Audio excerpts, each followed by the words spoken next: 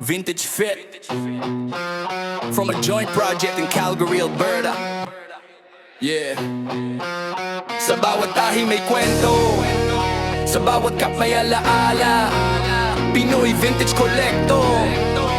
Let's go!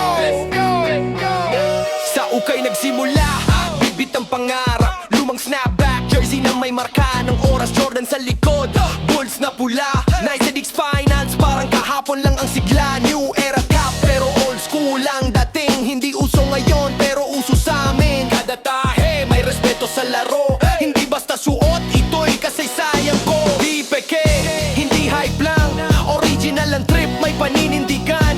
Kahit luma, presko pa rin, vintage ang suot, panalo pa rin. So ano gagawin from a joint project? Hanapin vintage cap, vintage jersey, Pinoy collector, solid ang legacy. Hindi lang forma, may kwento sa likod. Sa bawat suot, respeto ang dala ko. Vintage cap, vintage jersey, old school drip, walang kapantay to. Steady, from port to street, classic ang flow. Pinoy collector, let the culture show. Starter jacket, throwback vibe, Mitchell & Ness, alam mo na ang type. Hindi basta bili, hinahanap ko to. Sa bawat piraso, puso ang puhunan ko. Ukay-ukay grind, kahit mainit ang araw at malamig sa labas. Para sa rare piece, walang atrasan. Suot ng alamat, suot ko ngayon. Konektado sa laro kahit saan man pumunta. Hindi lahat maintindihan ang trip, pero